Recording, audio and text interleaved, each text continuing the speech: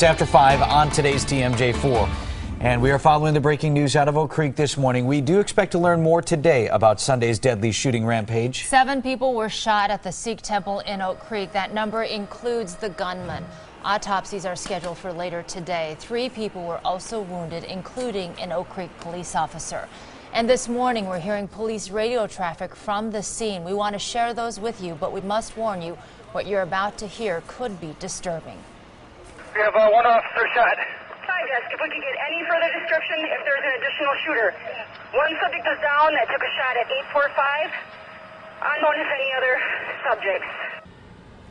The FBI surrounded and then presumably searched the gunman's home in Cudahy yesterday, and right now it's believed that he did act alone. Police say they are not looking for any other suspects.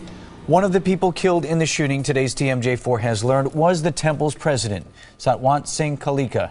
Witnesses told us that he tried to stop the gunman, and he was shot in the process. We have every angle of this breaking news story covered for you this morning. Our Jermont Terry is live on Holmes Avenue at the gunman's home. It was searched by federal, local authorities as well. Steve Shamraz is live at the scene of Sunday's deadly shooting rampage on Howell Avenue in Oak Creek, and our Nick Montez is at the police department in Oak Creek, where authorities are expected to release those extra details later on today. Let's start with our Jermont Terry in Cudahy. Jermont? Vince, the big question everyone wants to know is, who is this man and why did he target that temple in Oak Creek? Authorities may have found some of the information and answers to those questions when they searched this home yesterday afternoon. Now, it was some very tense moments Sunday afternoon. That's when police and federal agents ordered the neighbors out of their homes as they prepared to go inside the home where they believe the man who carried out the shooting lived. Police have not identified the man, but we know he was a white male man in his early to mid-40s, and neighbors tell us on the surface he appeared normal, but they admit they did not know him well because he recently moved on the block. He just kind of kept to himself. I know the girl that lived upstairs from him, and he actually, he seemed like a normal person to her. Sure. I just remember saying 9/11 and just remember thinking it was weird. You know, just thinking like, why would you have that tattooed on you? Now, of course, that last woman referencing a 9/11 tattoo that the individual had on him. Police, again, trying to determine his exact motive. In the end, we know that the Oak Creek officer shot and killed the suspect, but before it was all said and done, this individual took the lives of 6 people. Our Steve Shamraz is live in Oak Creek at the temple. Steve, what's the latest there?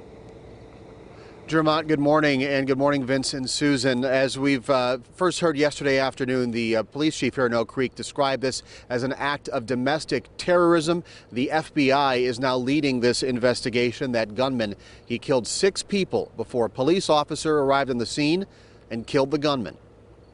At a place of peace, the mood Sunday morning was frantic and frightened. You know, I don't know anything. My kids are inside and I don't know what's going on inside. I have no idea. While several dozen members of the Sikh community gathered for prayer, a stranger walked in, firing a handgun. For hours, families struggled, not knowing if their loved ones survived. We just spoke to some people inside, and they told me that some people have been injured.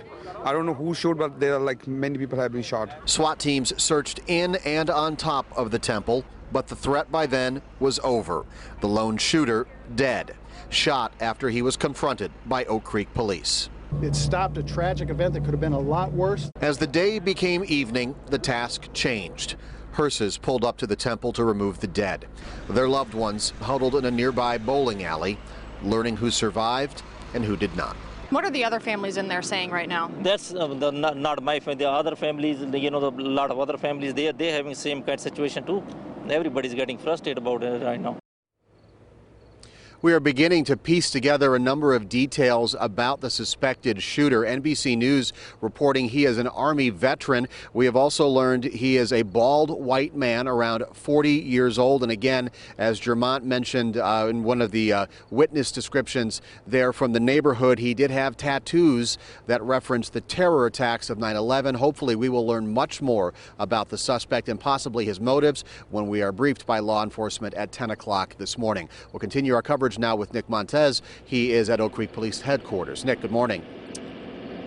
Yeah, good morning, Steve. Yeah, certainly a lot of questions right now. Police needed to gather their information yesterday and couldn't share a lot because things were still unfolding. But in this news conference, we're hoping to learn more about the shooter and possibly a motive at this news conference. Now, police have called this a domestic terrorist incident, and that means an attack with no connection to a foreign group. Now, there have been multiple agencies involved here since this investigation started. We have the ATF, Milwaukee Police, Oak Creek Police, and Greenfield Police are helping in this investigation, but the FBI is leading this investigation with the help of the Oak Creek Police Department. Now, this is going to be a very lengthy, intensive investigation, and again, we're hoping to learn more about the shooter and possibly a motive, as well as what this investigation entails at about 10 o'clock here at Oak Creek Police Headquarters. On your side in Oak Creek, Nick Montez, today's TMJ4. All right, Nick.